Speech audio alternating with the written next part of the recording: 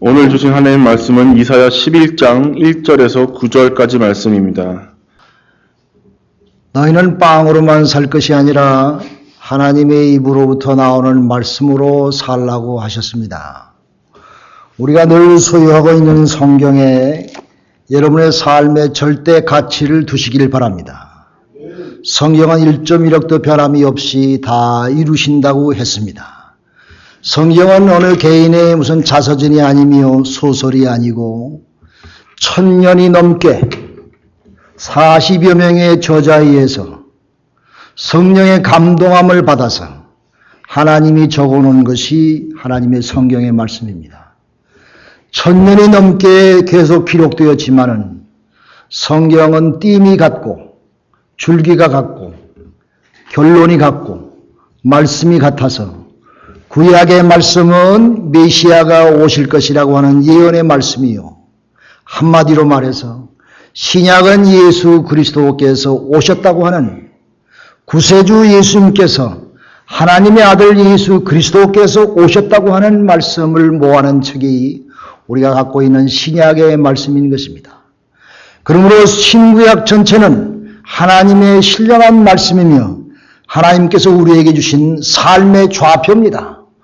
여러분이 어디에 삶의 표준을 두며 중심을 두고 살 것이냐, 그것은 1.1억도 변함이 없는 하나님의 말씀이 되어야 될 줄로 믿습니다. 오늘 여러분에게 공독해드린 말씀도 이사야 선지자가 1, 2년 전이 아니고 700년 전에 벌써 예수 그리스도께서 이 땅에 오심을 예언하신 말씀입니다. 메시아 아기 예수가 이 시간 이때에 오실 것인데 오늘 본문의 1절 모면은 참 이상한 말씀이 있어요. 이새의 줄기에서 예수 그리스도가 탄생하실 것이다. 여러분, 이새라고 하는 사람은 별 볼 일 없는 사람입니다. 그 아들은 다윗 왕이지만은 이새는 평범한 사람이며 목자로서 양떼를 치는 그런 목동이었었습니다. 그런데 예수님께서 다윗을 거론하지 아니하시고 이새를 거론하셔서 700년 이전에 이사야 선지자가 예수의 탄생을 예언하신 것을 보면 예수님이야말로 평범한 가정에서 또 마구간에서 말구 위에 앉히시며 탄생하신 하나님의 아들 예수 그리스도가 이 땅에 우리의 구세주로, 우리의 친구로, 우리의 동역자로, 우리의 반려자로 오셨다고 하는 사실을 성경은 우리에게 가르쳐 주고 있습니다. 그런데 이 평범한 예수가 이 땅에 평범한 가정에서 나셨지만은 그러나 예수님께서 세례 요한에게 세례를 받으실 때에 기이한 일이 생겼습니다. 하늘이 열리고 하나님의 성령이 비둘기같이 그에게 임하셨다 그랬습니다. 여러분, 하늘이 열린 것을 어떻게 추측할 수가 있습니까? 여러분, 가끔 여러분 보면 구름이 쫙 있는데 구름 뒤에 햇빛이 있고 해가 있는데 그 구름 사이로 해가 쫙 비치는 모습을 때때로 여러분 드라이브 하다가 나가다가 본 기억이 있을 줄로 믿습니다. 그 장면을 보면은 하늘이 열린다고 하는 것이 저와 비슷한 것이 아닌가 그렇게 추측하게 되는 것입니다. 그러므로 예수님께서 세례 요한에게 세례 받으실 때에 그 이상의 모습으로 신비한 모습으로 하늘이 쫙 열리면서 비둘기가 예수 그리스도에게 임하며 거기에서 하늘의 음성이 들렸다고 그랬어요. 이는 내 사랑하는 아들이요 내 기뻐하는 자라. 이렇게 하늘에서 하나님의 음성으로 거기에 있는 모든 사람들에게 들리게 했다고 하셨습니다. 그러므로 예수 그리스도는 그 인성을 가지고 계신 분이며 신성을 가지고 계신 분이라고 우리가 믿는 것입니다. 하늘의 음성을 듣고 하나님께서 이는 내 사랑하는 아들이다. 그 말씀을 보면 예수님이야말로 하나님의 아들이며 하나님의 신이시며 하나님이시며 신성을 가지신 분이다. 그 예수께서 막 동정녀 마리아에게 처녀의 몸에서 탄생하신 보면 우리가 똑같이 육신의 몸을 입고 이 땅에 오심을 기억할 때에 예수님께서는 인성을 가지신 분이다. 그러므로 예수 그리스도야말로 우리와 똑같은 성정을 가지신 분이며 우리와 똑같은 그런 몸을 가지신 분으로 우리에게 구세주로 친구로 우리와 늘 함께 하시는 분이다 하는 것을 우리가 믿게 됩니다. 그래서 오늘 예수님께서 어떤 분으로 나셨느냐, 이사야 선지자가 700여 년 전에 이사야 선지자뿐만 아니라 많은 다른 선지자들이 예수의 탄생을 예언하셨는데 오늘 본문 보니까 예수님은 어떤 분이냐? 예수님은 지혜와 총명의 신이라 그랬습니다. 지혜가 많으신 분이며 총명이 많으신 분이라 그랬습니다. 우리가 지혜가 부족할 때에, 총이 부족할 때에 내가 예수를 의지하고 하나님께 간구하고 기도하면 하나님께서 여러분과 저에게 지혜와 총명을 허락하여 주시는 믿으시기를 간절히 바랍니다. 예수님은 모략과 재능의 신이라 그랬습니다. 모략과 재능의 신이며 우리가 필요한 모든 재능도 하나님이 주신다고 하는 사실을 우리가 분명히 깨닫게 되는 것입니다. 하나님은, 예수님은 지식과 하나님을 경외하는 신이 그분에 있게 있다 말씀하셨으며 그런 말씀을 우리가 상고해 볼 때에 예수님이야말로 지혜가 많고 총명하시며 모략과 재능이 있으시며 지식과 하나님의 능력과 경외함이 그에게 함께한다고 하는 사실을 오늘 본문의 말씀에서 깨닫게 됩니다. 그러므로 예수와 함께 예수님을 소유하는 자는 이런 많은 은혜의 귀한 것들이 여러분과 저의 것이 될 줄로 믿습니다. 그런데 오늘 본문에 보니까 한 걸음 더 나가서 예수님은 공의가 많고 정직으로 세상을 다스리시며 성실하심으로 그 백성을 돌보시는 분이라 그랬습니다. 우리가 사람을 만날 때요, 잘생긴 사람, 예쁜 사람보다 성실한 사람을 만나시기 바랍니다. 사람은요, 가면 갈수록 더 믿음직한 사람이 있고 가면 갈수록 조금 이상한 사람이 있어요. 여러분, 예수님이 우리에게 성실하시기 끝까지, 여러분 죽는 순간까지 우리의 영혼의 문제까지 해결하시는 그런 성실하신 분으로 여러분 믿으시고 여러분 생활 가운데서도 이런 한결같은 성실함이 우리 모두에게 있기를 주님으로 축원합니다. 한 걸음 더 나가서 그분은 어떤 분이냐? 그분은 세상의 이리가 어린 양과 함께 거하며 표범이 어린 염소와 함께 누우며 사자와 송아지와 염소와 곰이 함께 먹으며 사자가 동물들을 죽이지 않고 풀을 먹고 살며 또 어린아이 젖먹이 어린아이가 이 독사의 굴에서 독사의 구멍에서 장난할 수 있는 그런 평화로움이 있는 나라가 하나님의 나라다. 예수님이 통치하시는 것이다. 예수님이 땅에 오셔서 그런 평화의 나라를 만드실 것이다. 이렇게 예언하셨습니다. 사랑하는 여러분, 여러분 마음에 예수의 평화의 나라가 임하시기를 주님의 이름으로 축원합니다. 여러분 가정이 평화의 나라가 되시기를 바랍니다. 여러분 있는 처소가 평화의 나라가 되시기를 바랍니다. 여러분 마음속의 근심과 걱정과 모든 세상의 죄된 것이 다 물러가고 예수님의 평안과 평화가 여러분 삶을 완전히 주관하시사 여러분이 행복한 사람이 되시기를 간절히 기도합니다. 오늘 평화의 나라가 여러분 마음속에 심어지시기를 주님의 이름으로 축원합니다. 이사야 선지자가 이사야서 9장 6절에 이렇게 말씀하셨어요. 이는 한 아기가 우리에게 낳고 한 아들을 우리에게 주신 바 되셨는데 그 어깨에는 정사를 메었고 그 이름은 기묘자라 모사라 전능하신 하나님이라 영주하시는 평강의 왕이라 할 것이니라 그랬습니다. 할렐루야. 예수님이 평강의 왕이라는 말씀이에요. 세상의 모든 정치가와 지도자들이 세력을 가진 사람들은 자기의 욕심이 앞서는 경우가 많이 있지만은 예수님께서는 자기를 우리의 대성물로 주시며 우리에게 평강을 주시며 평화를 주시며 화평을 주시고 주와 함께 있는 자에게 아름다운 평강의 나라가 함께한 줄로 저는 분명히 믿습니다. 여러분, 예수가 있는 곳에 평화가 넘치는 줄로 믿으시기 바랍니다. 내가 있는 것이 아니라 돈이 있는 것이 아니라 세상의 환락과 즐거움이 있는 것이 아니라 예수 그리스도가 계신 그곳에 하나님의 영원한 평화가 함께 하심을 믿으시기를 간절히 기도합니다. 여러분, 오늘날은 영웅의 부재 시대를 맞이했습니다. 그런데 며칠 전에 장례식을 치른 넬슨 만델라는 아무리 생각해도 그야말로 오늘날 현대의 영웅이 아닌가 이렇게 생각하게 되는 것입니다. 그 이름은 남아공의 대통령을 지낸 영웅 넬슨 만델라. 며칠 전에 세상을 떠나서 세계의 정상들이 100여 명이 모여서 평화와 평등을 사랑한 세계인들이 모든 사람들이 다 모여서 세계에 처음으로 성대한 장례식을 거행했습니다. 여러분, 넬슨 만델라가 젊었을 때는 폭력으로 살던 사람이었습니다. 젊었을 때는 남아공화국의 흑백 차별 정책에 항거해서 자기 나라의 자유와 자기 흑인 동족들의 탄압을 강거해서 1960년대에 무장 세력을 조직하여 흑인의 자유와 평등을 위해서 싸웠습니다. 피 흘려 싸웠습니다.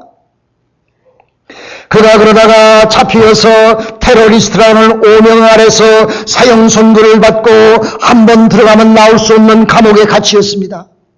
감옥에 갇히어서 27년간이나 감옥 생활을 했어요.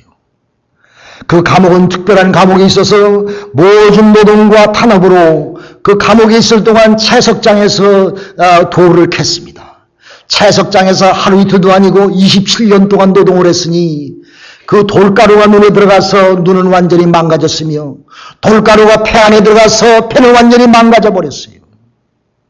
그러나 그런 무서운 용기와 자기 삶의 큰 비전과 꿈과 결단을 가지고 살아남아서 27년 만에 감옥에 나와 그 나라의 영웅으로 추앙받아서 1994년에 남아공의 첫 흑인 대통령이 되었던 것입니다.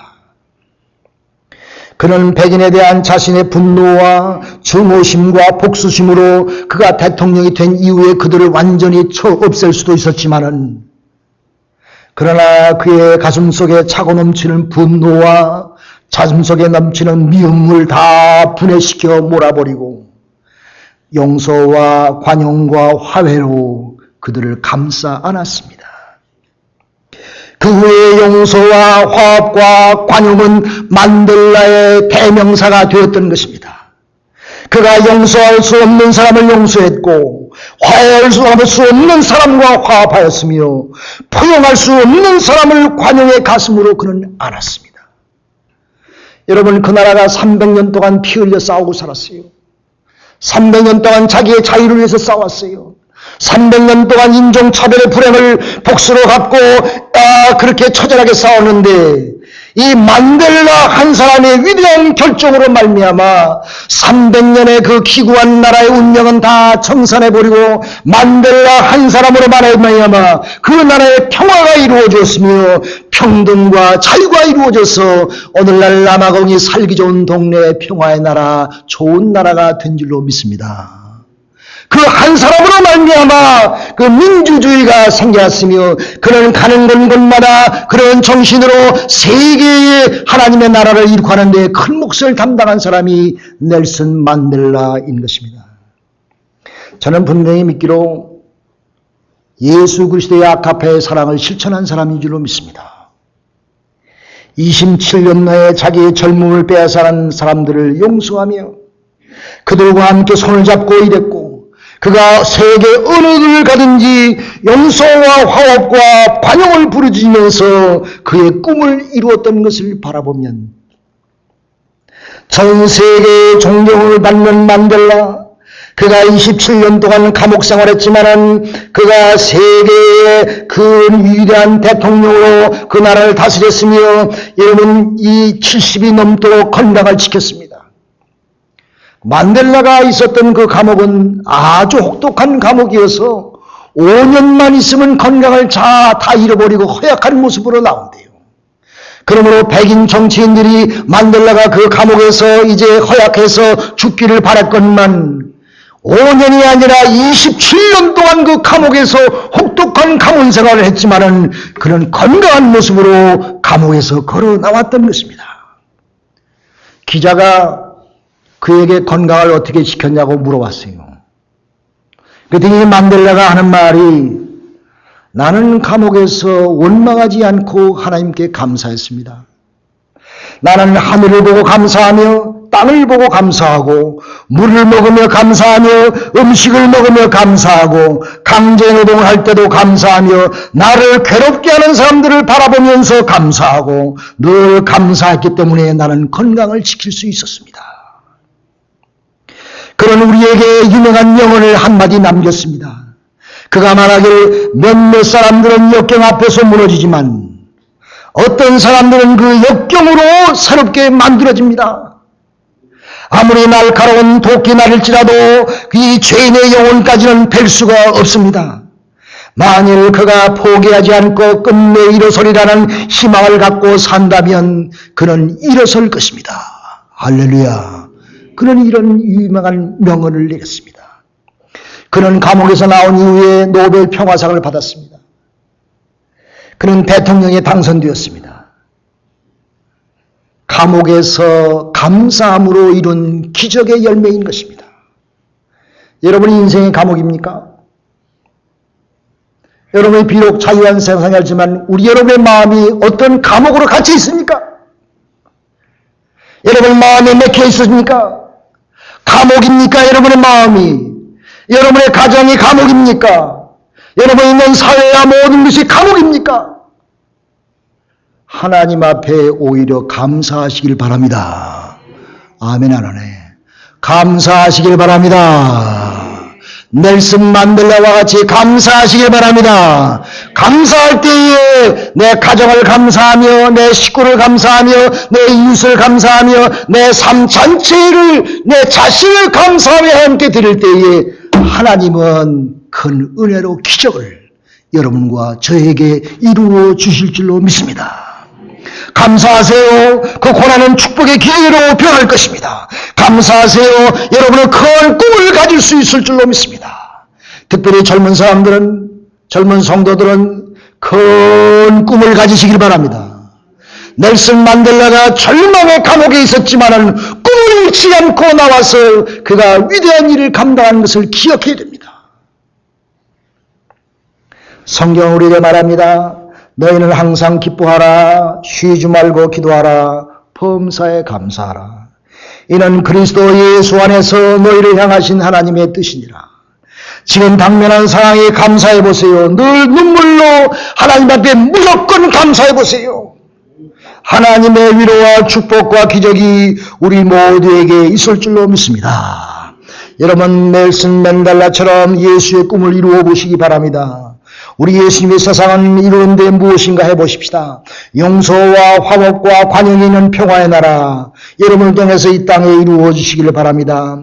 이리와 어린 양이 함께하며 표범과 어린 염소가 함께하며 사자와 송아지가 같이 먹고 누우며 어린아이가 독사의 구멍에서 장난할지라도 해받음을 두려워하지 않는 그런 평화의 나라, 아름다운 나라, 축복의 나라가 여러분을 통해서 있으시기를 간절히 기도합니다.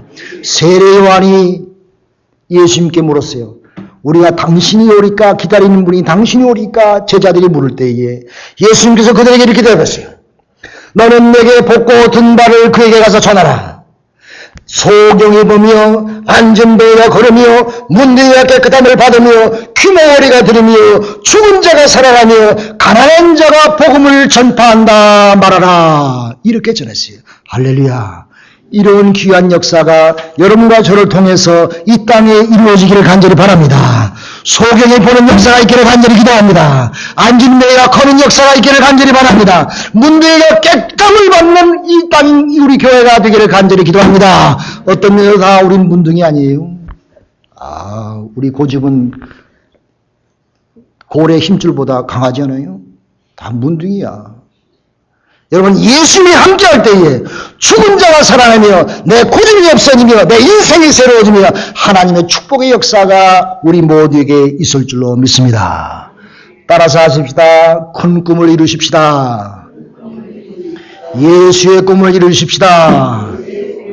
평화의 나라를 이루십시다. 기도합시다.